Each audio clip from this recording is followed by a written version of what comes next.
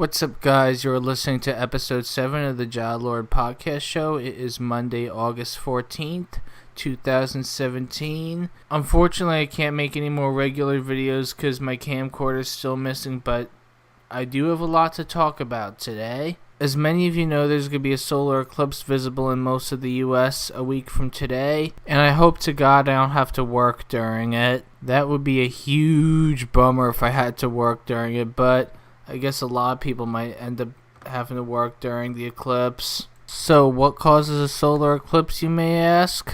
A solar eclipse occurs when the moon precisely passes between the Earth and the Sun, and its shadow falls upon the Earth and moves over it. Fun fact, the moon's orbit isn't exactly circular, but it's rather elliptical in shape and tilted by about 5 degrees. I remember learning a lot about eclipses in my middle school science classes, but I've forgotten a lot since then, so I don't know everything about how eclipses work, unfortunately. Now I'm much more of a history buff than a science buff. So, what will I be doing when the eclipse happens, you may ask? If I'm not working, my local library is doing a eclipse viewing party where they're handing out eclipse glasses on a first-come, first-served basis, and hopefully I'll get some so I can see it. Especially since my area is not in the path of totality and we'll be seeing a partial solar eclipse.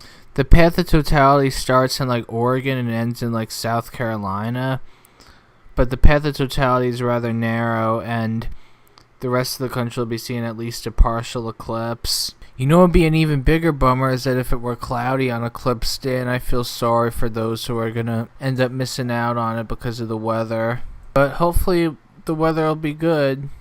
Anyways, the next topic I want to talk about is Marshawn Lynch. So on Saturday night during the Oakland Raiders preseason game, Marshawn Lynch was photographed sitting out the national anthem on the top of a cooler, and it caused another social media firestorm. There were people saying stand for the national anthem or get out, nobody's forcing you to live here, and to that I say, there's a wonderful country called Israel you should move to. Also, other countries' immigration policies are much, much stricter than that of the U.S. Most developed countries require you to have a job lined up before you move and an advanced degree in some skill that's in short supply over there. Another point I'd like to make is that Colin Kaepernick and Marshawn Lynch, they're not burning down the CVS, they're not flipping over cop cars, they're not beating people up, they're not threatening to kill police officers, anything like that. They're peacefully protesting systemic racism that's been in this country since it's been founded, along with police brutality that's resulted in hundreds of innocent people dying every year. In fact, in 2015, more black Americans were killed by police than lynched in the worst year of Jim Crow. Plus, in the U.S., you're 58 times more likely to be killed by a police officer than you are to be killed by an Islamic terrorist. Plus, the way the NFL is treating Colin Kaepernick is just obscene. One of the Steelers players, James Harrison, said if anybody on my team sits for the national anthem, they better be in a wheelchair.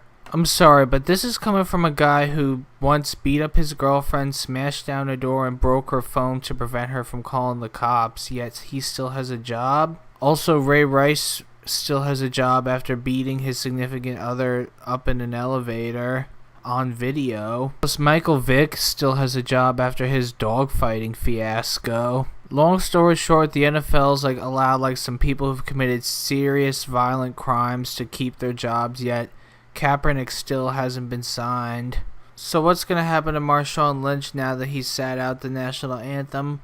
Only time will tell. However, when Colin Kaepernick took a knee last year, there were people saying he's a secret Muslim, which he's not.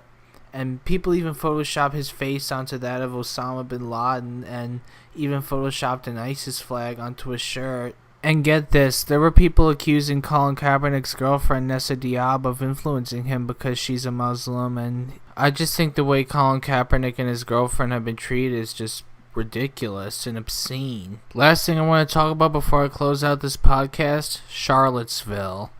As many of you know, there was a white supremacist rally in Charlottesville the other day called Unite the Right, and the protests quickly turned violent, and a vehicle was deliberately rammed into a bunch of counter-protesters. 3 people have died, 19 have been injured. So here are my thoughts on the matter.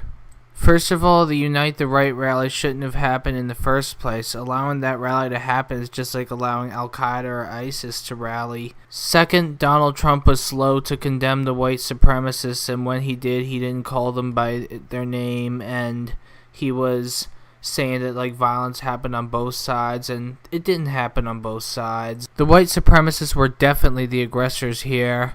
Third, there was a hashtag called This Is Not Us that was designed to allegedly show that not all white people are white supremacists and so forth, but what happened in Charlottesville is as American as apple pie. It seems that deep down the U.S. hasn't changed a bit since the first African slaves were brought here in 1619. It's really, really, really sad. At the end of the day, I highly condemn the Unite the Right rally and the vehicle ramming that followed, and the fact that Donald Trump didn't call them radical white supremacist terrorists. If these were people of color rallying like this, there would be the National Guard out, police in body armor, riot gear, batons, pepper spray, and so forth. At the end of the day, the Unite the Right rally shouldn't have been allowed to happen in the first place. White supremacy in all forms, in my opinion, has zero right to exist. Well, that finishes up episode 7 of the Ja Lord Show. Once again, it is Monday, August 14th, 2017. Peace.